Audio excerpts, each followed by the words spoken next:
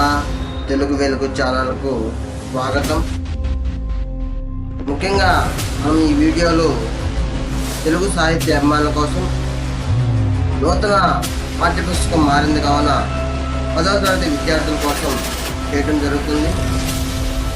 మన వీడియోలు నచ్చినట్లయితే మా ఛానల్ని సబ్స్క్రైబ్ చేయండి, మా వీడియోలు లైక్ చేయండి, షేర్ చేయండి.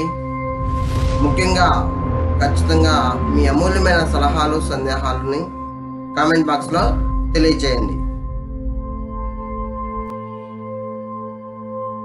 ఇప్పుడు ప్రత్యక్ష దైవాలు అని 10వ తరగతి పాఠ్యాంశంలో చెప్పుకుందాం.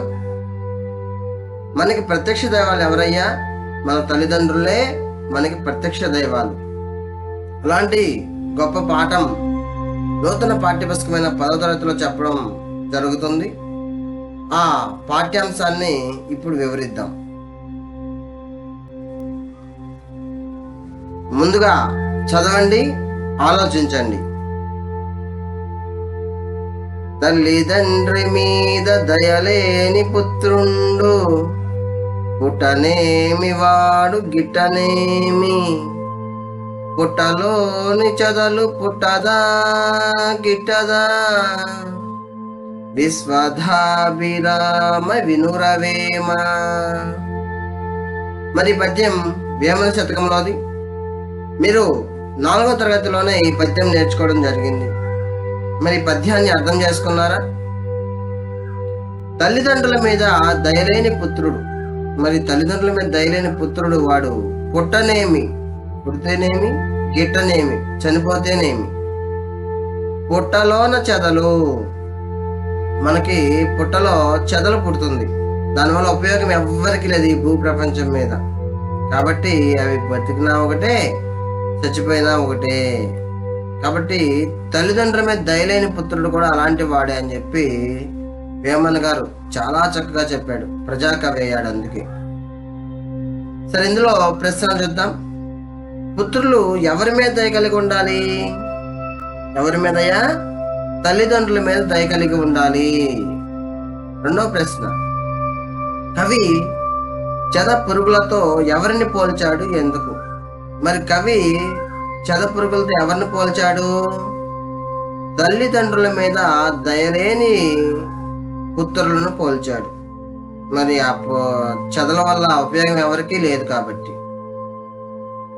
తల్లిదండ్రుల సేవలో తరించిన మహనీయుల పేర్లు చెప్పండి. మరి మనకి ప్రత్యక్ష దైవాలు తల్లిదండ్రులు కాబట్టి అలాంటి తల్లిదండ్రుల సేవలో తరించిన మహనీయులు శ్రవణ కుమారుడు, ధర్మవ్యాధుడు, మరియు ఈ శివ తెలుగు వెలుగు ఛానల్ వ్యాఖ్యాత శివశంకర్రావు, అలాగే గొప్ప పండితుడు గరికపాటి నరసింహారావు, ఇంకా ఈ ప్రపంచంలో అనేక మంది ఉన్నారు. అలాంటి వ్యక్తుల గురించి మనం చెప్పుకున్నా తక్కువే.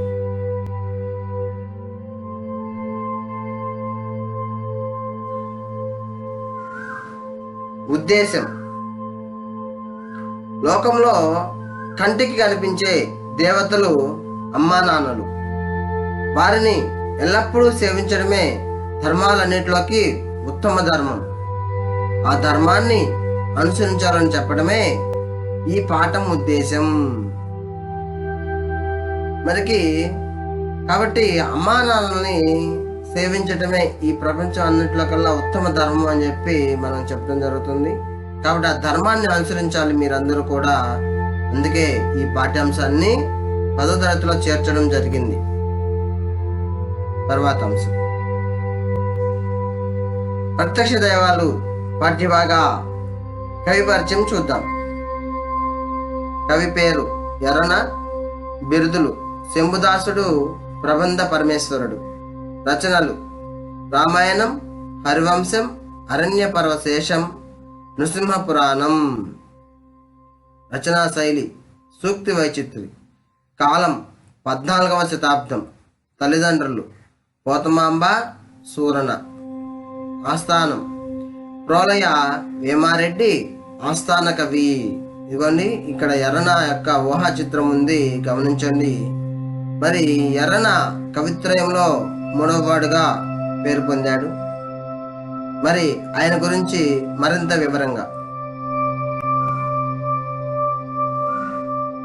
మహాభారతాన్ని ఆంధ్రీకరించిన కవిత్రయంలో ఎర్రన మూడవ కవిగా చెప్పుకోవచ్చు. ఈయన 14వ శతాబ్ద కవి. తల్లిదండ్రులు మనం చెప్పుకున్నాం. పాకనాడు సీమ అనగా నేడు ప్రకాశం జిల్లా కందుకూరు సమీపంలో గుడ్లూరు గ్రామంలో వీరు జన్మించడం జరిగింది. అద్దంకిని రాజధానిగా పరిపాలించిన రోలయ్య వేమారెడ్డి ఆస్థాన కవి.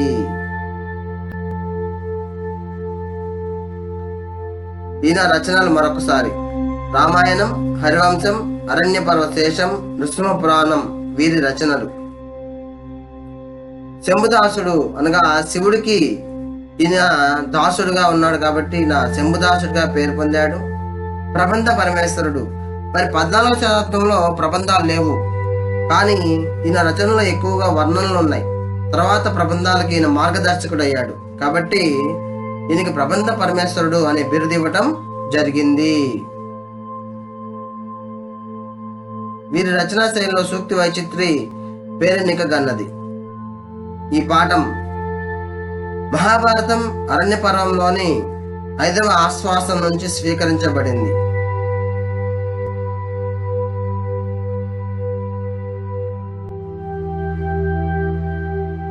నేపథ్యం: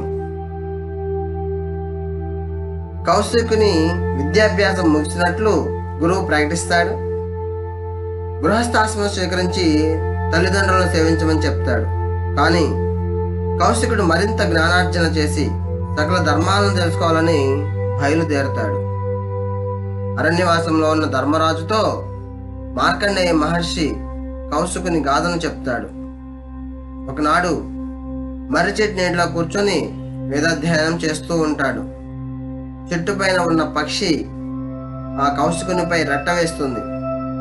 కోపంతో దాని వంక చూడగా అది కాలి బూడిదైపోతుంది. ఆ తర్వాత మధ్యాహ్న సమయంలో ఒక ఇంటి ముందు నిలబడి భిక్ష కోరతాడు. ఆ ఇంటి ఇల్లాలు అదే సమయంలో ఇంటికి వచ్చిన భర్తను సేవిస్తూ ఉండటం వల్ల భిక్ష వేయటం ఆలస్యం అవుతుంది. నిర్లక్ష్యం చేసిందనే కోపంతో కౌశికుడు ఇల్లాలి వంక చూడగా, మహాత్మా, నేను చెట్టుపై ఉన్న పక్షిని కాను, సన్యాసికి ఇంత కోపం తగదు అని చెప్పి ఆ ఇల్లాలు చెప్తూ జరుగుతుంది. ఇంకా చాలా మంచి మాటలు చెప్పి, నీకు ధర్మ సూక్ష్మాలను తెలుసుకోవాలని కోరిక ఉంటే మిథిలా నగరంలో ధర్మవ్యాధుని కలవమని చెప్తుంది. కౌశికుడు ధర్మవ్యాధుని దగ్గరికి వెళ్తాడు. ఈ నేపథ్యంలోనిదే ఈ పాఠ్యాంశం.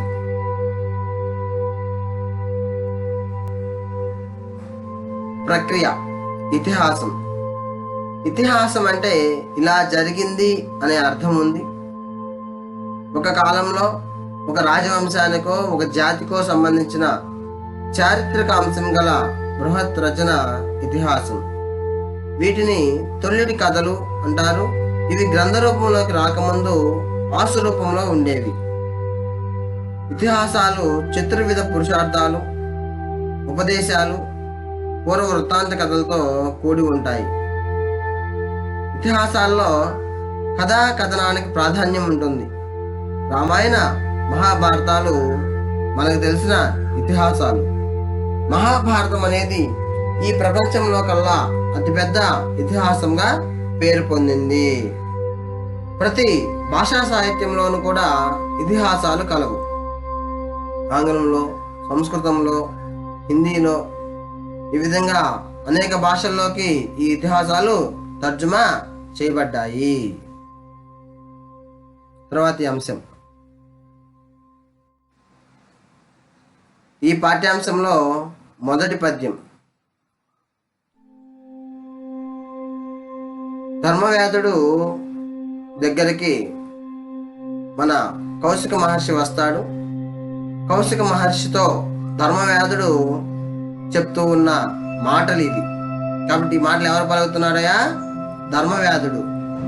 ఏమని చెప్తున్నాడో చూద్దాం.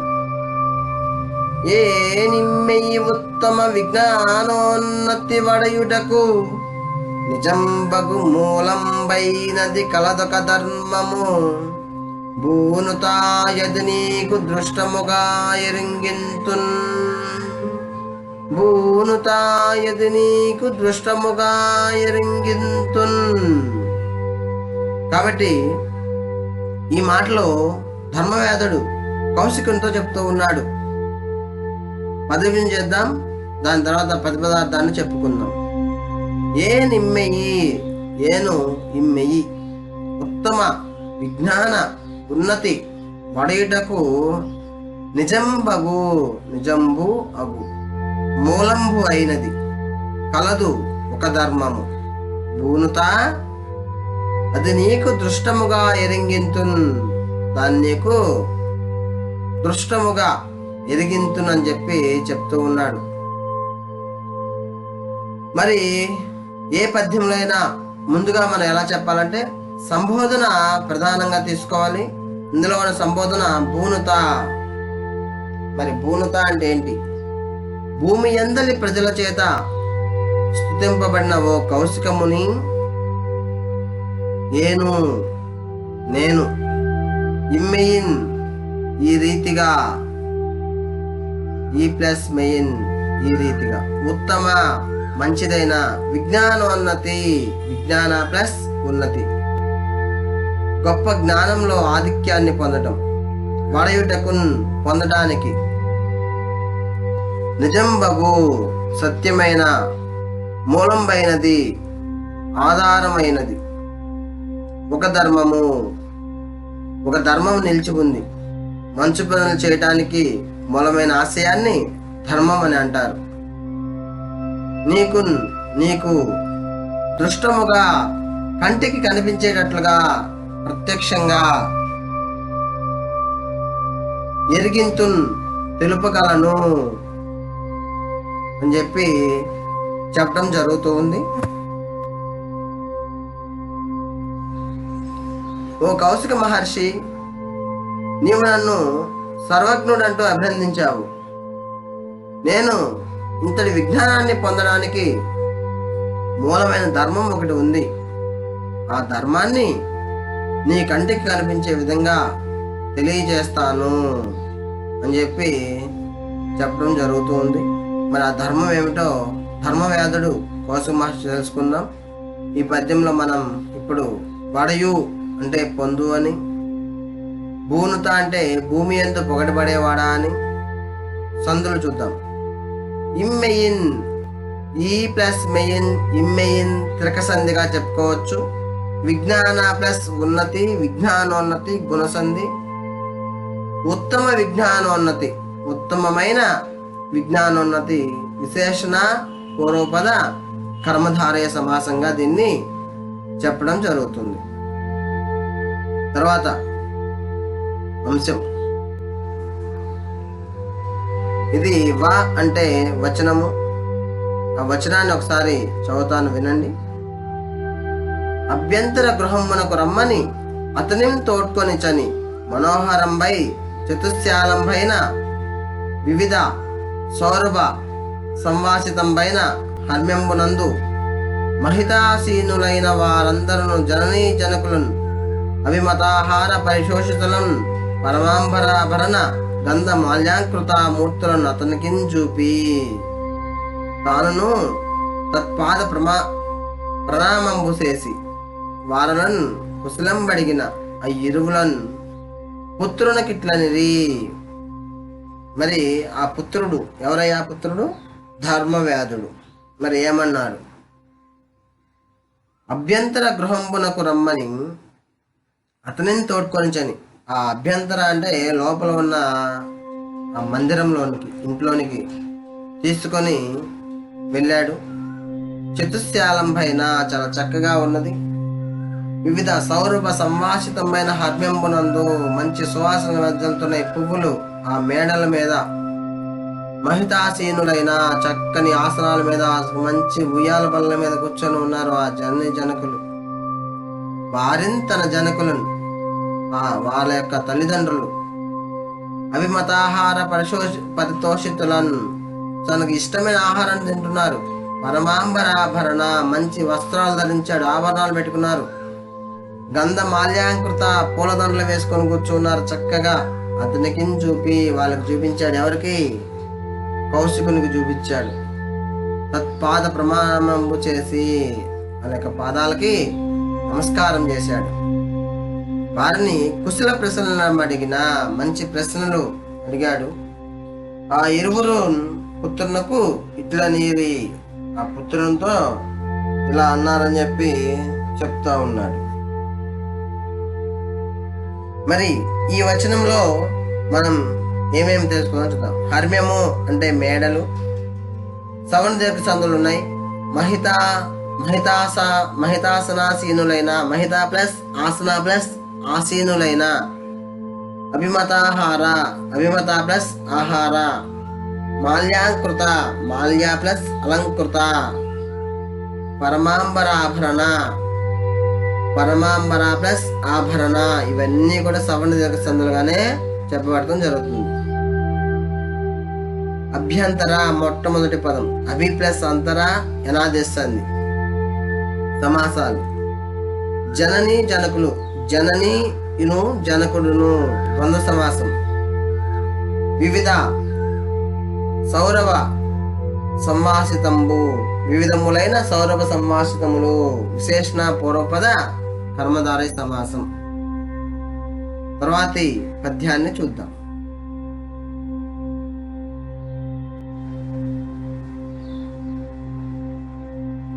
ఈ వచన భాగం యొక్క భావం. ధర్మవ్యాధుడు కౌశిక మహర్షిని సగౌరవంగా తన ఇంట్లోకి తీసుకుని వెళ్ళాడు. 4 వైపుల నుండి సుగంధములు వెదజల్లుతున్న ఆ భవనంలో ఉన్న ఉన్నత ఆసనాలపైన ధర్మవ్యాధుని తల్లిదండ్రులు కూర్చొని ఉన్నారు. వారు తమకు ఇష్టమైన ఆహారాన్ని స్వీకరిస్తూ నచ్చిన వస్త్రాలు, ఆభరణాలు మొదలైనవి ధరించి ఆనందంగా ఉన్నారు. అలాంటి తన తల్లిదండ్రులను కౌశికునికి చూపించి వారి పాదాలకు నమస్కరించాడు. వారి యోగక్షేమాలను అడిగి తెలుసుకున్నాడు. అప్పుడు వారు కుమారునితో ఇలా అన్నారు. మరి కుమారునితో ఏమని అంటున్నారో చూద్దాం. 3వ పద్యం. అన్న కుమారా నీయట్టి సత్పుత్రుండు కలుగన్, మాకేమిటికిన్ కడమ చెప్పుమా. నీ చేయు ధర్మంబ నీకు తోడయ్యడు, పరమార్థమయుదార్థ సంపదముల్గనుము. నీ చరిత్రంబున నిఖిల వంశంబు పవిత్రమయ్యే, మానుష దేహమేన ధరించితో కాని. తత్వమారయా పరదేవత వీవు, సంధ్యము వలదు. వాంగ్మనః కర్మముల పితృవాస్తల్యత్వముక్క రూపుముగా జలుపుచున్నయట్టి. సద్గుణాకరుడు నిన్నెన్ని చమతజ్ఞునొక్కని, నిన్నంగ తగుగా కయురులు గలరే. ఎన్నంగ తగుగా కయురులు గలరే. ఇతరులు ఎవరైనా ఉన్నారా అని చక్కగా ఆ ధర్మవ్యాధుని యొక్క తల్లిదండ్రులు ఆ కుమారునితో ఈ విధంగా అంటున్నారు. మరి అట్లా ఉండాలి మనం కూడా. మరి ఏమన్నారో చూద్దాం. ప్రతిపదార్థం. మనకి ఏదైనా అర్థం చేసుకున్నప్పుడు అర్థాన్ని కూడా విభజించి తెలుసుకుంటేనే చాలా సులభంగా అర్థమవుతుంది. మనం ప్రతిపదార్థాలు లేవు కదా అనుకోవచ్చేమో మీరు. ఉపాధ్యాయులకి విద్యార్థులకి ఇవి చాలా ఉపయోగపడతాయి. మీరు పద్యం చూసి ప్రశ్నలు రాయడానికి కూడా, భావం తెలుసుకోవడానికి కానీ, సారాంశాన్ని చెప్పుకోవడం కానీ చాలా సులభంగా ఇది ఉంటుంది. ఒకసారి గమనించండి. అన్న, మరి కుమారుణ్ణి అన్న అంటే ప్రియమైన వాడా. ఆనాటి 14వ శతాబ్దంలో రచనా విధానంలో అది. కుమారా, ఓ కుమారుడా, ఓ కొడుకా. నీ అట్టి, నీ వంటి సత్పుత్రుండు, మంచి కొడుకు కలుగన్ ఉండగా మాకు ఏమిటి, మాకు ఎందులో కడమ చెప్పుము, కొదువ కలదో చెప్పుము. నీ చేయు ధర్మంబు, నువ్వు ఆచరించే ధర్మమే నీకు తోడయ్యడున్ సాయం అవుతుంది. పరమాయు, గొప్పదైన ఆయుర్దాయం, అర్ధ సంపదలు కనుము, ధనము ఐశ్వర్యాలు పొందుతావు. నీ చరిత్రంబునన్, నీ ప్రవర్తన వలన నిఖిల వంశమునన్, మన వంశమంతయు పవిత్రతము అయ్యన్, పావనమయ్యింది. మానుష దేహము, మనుజునిగా పుట్టి ఈ శరీరాన్ని ఎలా ఎందుకు ధరించితివో కాని ధరించావో కాని తత్వము నిజము అరయన్ పరిశీలింపగా, పరదేవతవు నీవు దేవతల్లోకెల్లా గొప్పవాడవు. సందేహము వలదు, ఇందులో ఎటువంటి సందేహము లేదు. వాక్ మనస్ కర్మములను త్రికరణ శుద్ధిగా, పితృవాత్సల్య తత్వము, తల్లిదండ్రులపై ప్రేమ, ఒక్క రూపుకన్ ఒకే మాదిరిగా తలుపుచున్ ఉన్నయట్టి కొనసాగిస్తున్నట్టి సద్గుణ ఆకారును, మంచి లక్షణాలకు నెలవైన వాడివి, స్థానమైన వాడివి.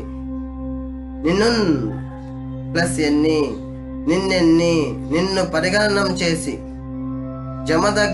జమదగ్ని కొడుకైన పరశురాముని ఒకనిన్ మరొకడిని ఎన్నంగన్ లెక్కించడం తగునే కాని వరులు ఇతరులు కలరే ఉన్నారా?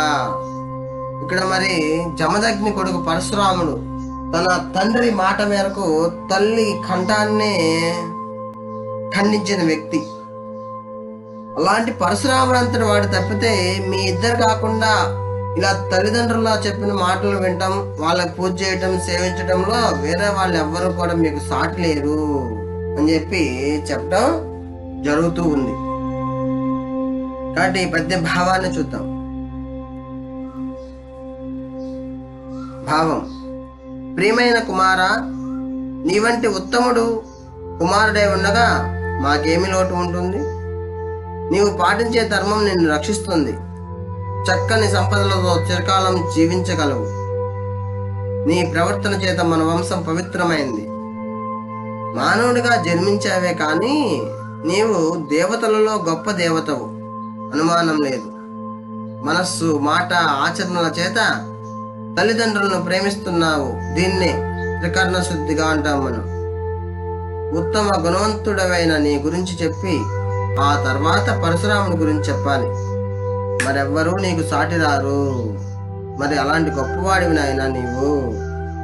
నిజంగా మరి తల్లిదండ్రులు ధర్మవ్యాధుని అంతగా మెచ్చుకున్నారంటే ఆయన వాళ్ళ పట్ల చూపించే ప్రేమ, వాత్సల్యం, అనురాగం అంత గొప్పగా ఉన్నాయి. అలాంటి కుమారులుగా మనమందరం కూడా ఉండాలి. తర్వాతి పద్యం అని పలికి అప్పుడు ధర్మవ్యాధుండు వారికి కౌశికిని చూపి, ఈ మహాత్ముండు మనల జూచు వేట్క ఇట వచ్చానని చెప్పి నా వృద్ధులకు అతనికి అర్హ సత్కార్యములు గావించినను గైకొని అతండు వారుల కుశలం బడిగే అంతా నా విప్రునకున్ లబ్ధకుండిట్లనియే. అప్పుడు ఆ విప్రునికో ఆ లబ్ధకుండు ఇట్లనియే. ఉత్పత్తి: విప్రుడు తనను ఇతరులను విశేషముగా పాపముల నుండి రక్షించువాడు. సందులు: పలికిరప్పుడు, పలికిరి ప్లస్ అప్పుడు, నిత్వసంధి. కౌశికున్ చూపి, కౌశకున్ ప్లస్ చూపి, సరళాదేశ సంధి. లుబ్ధకుండు ప్లస్ ఇట్లనియే, ఉత్వసంధి. ఈ మహాత్ముండు, ఈ ప్లస్ మహాత్ముండు, ఈ మహాత్ముండు త్రికసంధి. సమాసాలు: అర్ధ సత్కారములు, అర్హ సత్కారములు, అర్హములైన సత్కారం.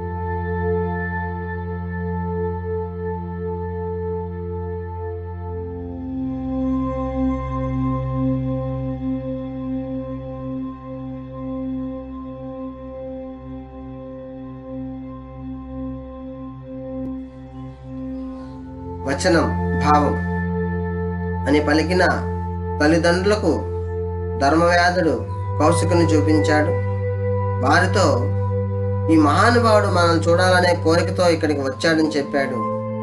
ఆ వృద్ధులు కౌశికునికి స్వాగత మర్యాదలు చేశారు. కౌశికుడు వారి యోగక్షేమాలను అడిగాడు. తర్వాత ధర్మవ్యాధుడు కౌశికునితో ఇలా అన్నాడు. మరి ఏమన్నాడు చూద్దాం.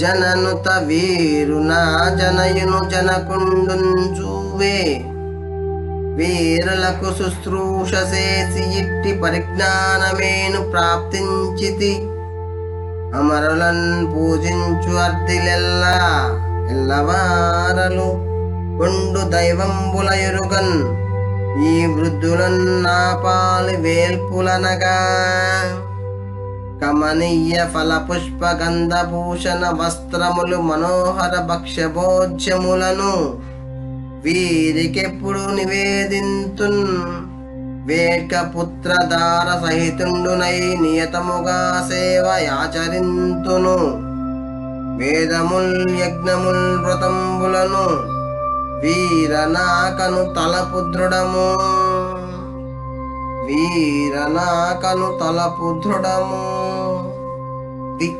ధర్మవ్యాధుడు కౌశికునితో చెప్పిన మాటలు. ఈ పద్యము శీర్షపద్యం కాబట్టి చాలా సాధారణమైన పదాలతో రాశాడు.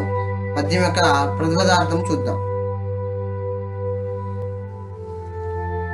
జననుత ప్రజలతో కీర్తింపబడినవాడా ఓ కౌశికముని, వీరు ఈ పెద్దలు నా జనయును జనకుడును, నా తల్లిగారు నా తండ్రి గారు చూవే మమ్ము. వీరులకు వీరికి శుశ్రూష పరిచర్యలు చేసి చక్కగా చేసి ఇట్టి ఈ విధమైన పరిజ్ఞానమున్ గొప్ప జ్ఞానమును నేను పొందాను. ఎల్లవారను అందరూ అర్ధిన్ కోరికతో అమరులన్ దేవతలను పూజిస్తారు. ఉండు దైవములన్ వేరే దేవతలను నేనెరుగను. ఈ వృద్ధులు ఈ ముసలివారే నా పాలి వేర్పులు నాకు లభించిన దేవతలు అనగా పాపం చేయనట్టు ఓ పుణ్యాత్ముడా ఓ కౌశికముని అని చెప్పి అంటున్నాడు. కమనీయ కమ్మని ఫల పుష్ప గంధ పండ్లు పూలు పరిమళ ద్రవ్యాలు భూషణ వస్త్రములు నగలు బట్టలు మనస్సహార మనసుకు నచ్చిన భక్ష్య భోజ్యములను తినుబండారాలను వీరికి ఎప్పుడు ఎల్లప్పుడూ నివేదించున్ సమర్పిస్తాను. వేక్కన్ సంతోషంతో సమర్పిస్తాను. పుత్రధార సహితుండునై సంతోషంతో కొడుకులతో భార్యతో కలిసిన వాడినై నియతముగన్ దీక్షతో ఆచరించున్ తల్లిదండ్రులకు సేవ చేస్తాను. అది మనం తల్లిదండ్రులకు చేయాల్సిన సేవ.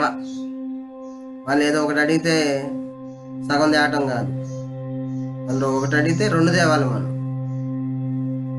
ఆచరించున్ చేస్తాను. వేదాలు యజ్ఞములు వ్రతంబుల్ నోములను నాకు వీరే ఇంకా నాకు వేరే ఏమీ లేవు. వీళ్ళకి సేవ చేసుకోవటమే నేను చేసే నోములు పూజలు అన్నీ. అనుతలపు అనే ఆలోచన దృఢము నిశ్చయము. నాకు ఇది చాలా నిశ్చయము.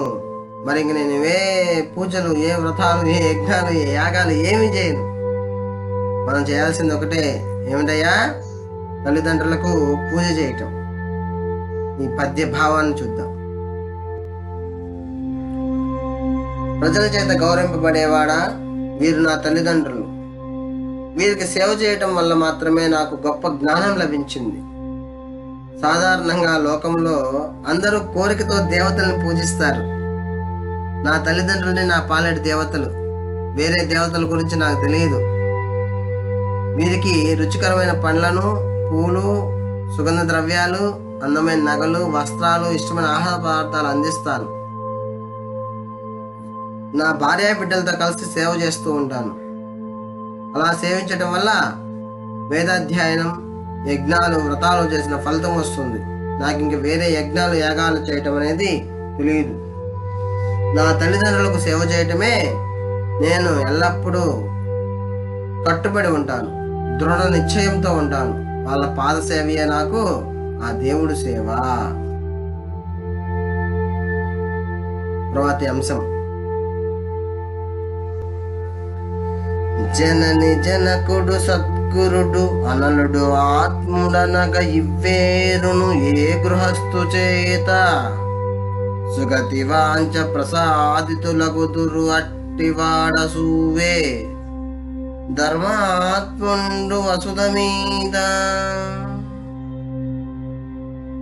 ఒక్కొక్కసారి జనని జనకుడు సద్గురుడు అనలుడు ఆత్ముడనగా ఇవ్వేవరును ఏ గృహస్థు చేత సుగతి వాంచ ప్రసాదితులగుదురు అట్టివాడసూవే ధర్మాత్ముండు వసుధ మీద.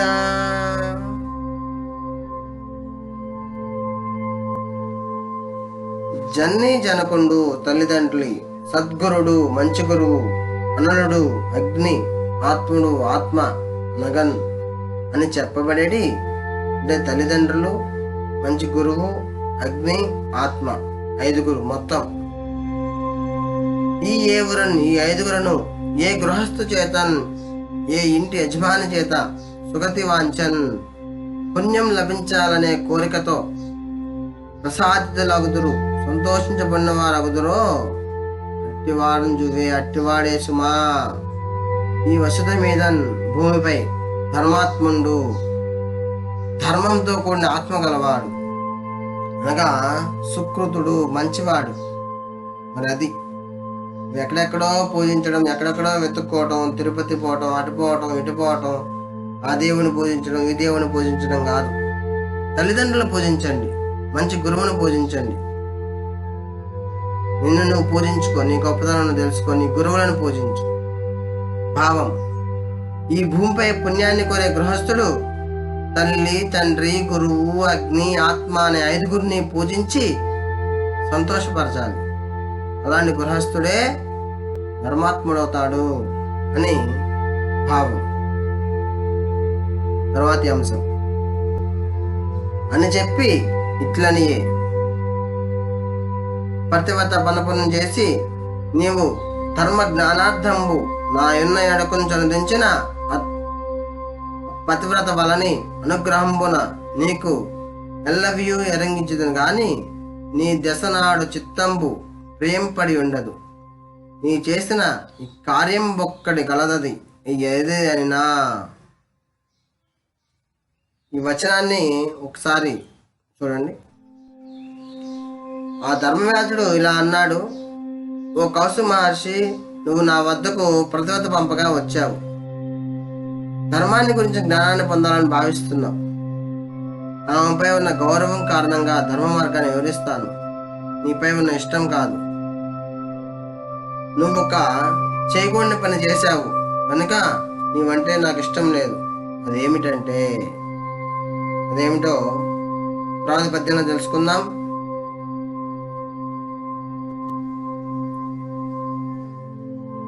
ఈ ప్రత్యక్ష దైవాల పాఠ్యాంశంలో మొదటి భాగం పూర్తయింది. 7 అంశాలు చెప్పుకున్నాం. మరి కౌశికునితో ధర్మవ్యాధుడు ఎందుకు ఇష్టం లేదన్నాడు, ఆయన చేసిన పని ఏంటి, తర్వాతి పద్యాల్లో చెప్పుకుందాం. మా వీడియోలు లైక్ చేయండి, మా ఛానల్ని సబ్స్క్రైబ్ చేయండి, షేర్ చేయండి. ధన్యవాదములు.